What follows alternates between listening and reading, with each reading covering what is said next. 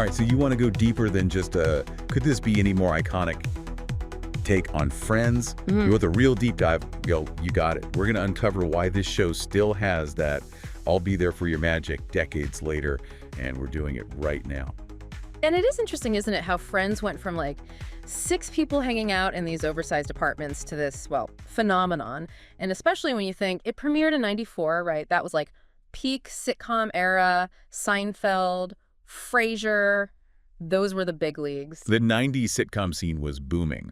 So what was it about Friends that helped it not just survive, but actually like define the era? Well, one thing that comes up a lot is how Friends walked this line between, being relatable and aspirational. I mean, the characters were all drowning in student loans one minute, then sipping cappuccinos in this impossibly huge coffee shop the next. Yeah. And those New York apartments, forget about it. Like rent-controlled, 2-bedroom walk-up in Greenwich Village, please. Right. But that's part of the genius. See, the 90s were also a time of like real economic uncertainty for a lot of young people. The job market, it was changing. Those traditional careers, they weren't so stable anymore. So on the one hand, Friends shows those anxieties, the dating struggles, finding a job, just figuring yourself out. Honestly, who can't relate to that?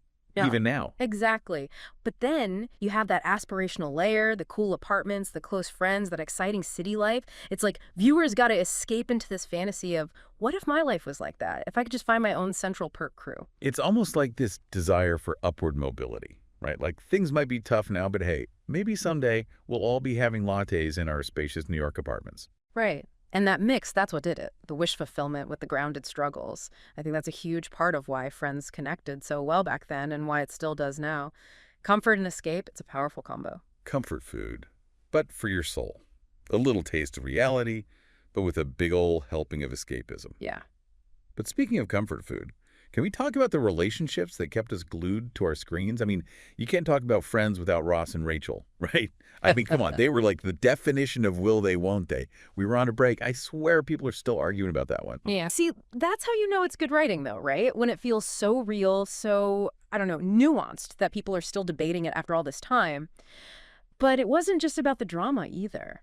Ross and Rachel, that whole on-again, off-again thing, it was like they were tapping into something that was happening in the 90s anyway. Totally. People were figuring out, like, what even is a relationship supposed to be? Commitment, independence? Yeah. Could you have both? And you had Ross, right? He's kind of the more traditional romantic one. And then Rachel, she's all about her own goals and dreams. It's like the show took that whole societal tension and put it right into those two characters. Exactly. And don't forget, it's not like Friends was afraid to show other kinds of relationships either. Monica and Chandler, they were that classic slow burn, friends to lovers. It just felt kind of heartwarming, but also, again, it felt like how people were actually doing relationships, you know what I mean? Right, like there wasn't just one right way to be in a relationship anymore, which, let's be honest, that was kind of a big deal for a mainstream show back then. But it wasn't just relationships, right? Friends, they influenced like everything. Fashion, how people saw New York. Oh, totally. Huge impact. Like you said, those apartments, right? For a lot of people, Friends, that was New York, that whole anything is possible energy. And the Rachel. Yeah. Jennifer Aniston's haircut. I swear that basically broke the internet before the internet was even a thing. It's true. Every salon, suddenly everyone wanted that layered look, But it wasn't just the clothes or the hair either.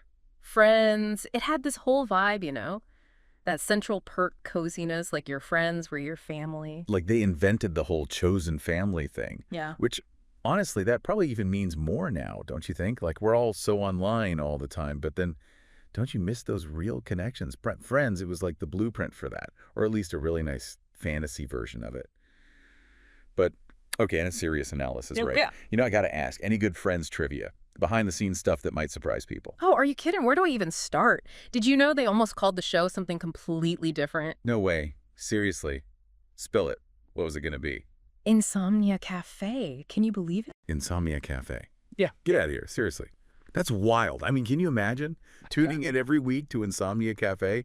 It doesn't have the same ring to it, does it? Not even close. Talk about a different vibe. And speaking of unexpected things, that fountain. From the opening credits.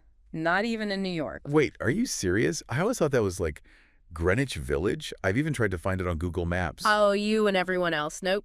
Warner Bros. Ranch. Burbank, California.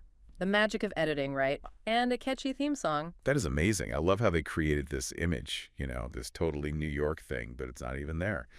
Speaking of iconic, we can't forget about Ross's little pal, Marcel the monkey. Oh, Marcel. He was practically the seventh friend there for a while. Right. Right. And so 90s, right, just, oh yeah, there's a monkey, no big deal. But I have a feeling there's more to it. There's always more to the story. I mean, they couldn't have just had, like, one monkey on set, right? Oh. Monkeys are a handful at the best of times. You're telling me, Marcel, he was actually a whole team of capuchin monkeys. They'd switch them out depending on what the scene needed, which monkey had the right skills. Wow. A whole Marcel crew. That's wild. It really makes you think about how Friends, even with all the, I don't know, quirky stuff, it became something more. I mean, how many shows from back then are still so huge now? All the reruns, the streaming. It's true. It's like Friends is this like generational thing now, even for people who weren't even born when it was on. Some of it's got to be the humor, right? The characters, the lines we still quote. But I think it's deeper than that, too. So what do you think it is about Friends that makes it work across generations? Is it just nostalgia, or is there something else there? I mean, sure, nostalgia's a part of it, but I think it goes beyond that. Friends, it's about those things we all go through.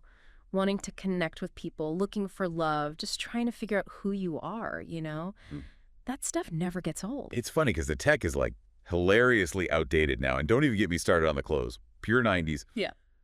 But the heart of it, that still feels real. It reminds you that some things never change, Exactly. And I think that's why Friends still feels good to watch, like comforting. It's Right. that reminder that you're not alone in all this, the love, the work, all the messy stuff of life.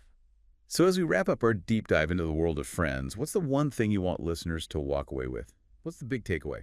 I guess even in a show as, I don't know, seemingly simple as Friends, there's this whole other layer, right? This depth that's kept it going all these years. It's like a reminder that sometimes those simpler stories, they stick with you the most.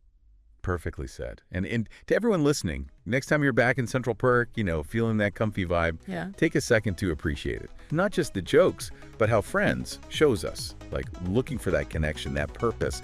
And hey, maybe even a rent control department in Greenwich Village. Who knows? Maybe someday.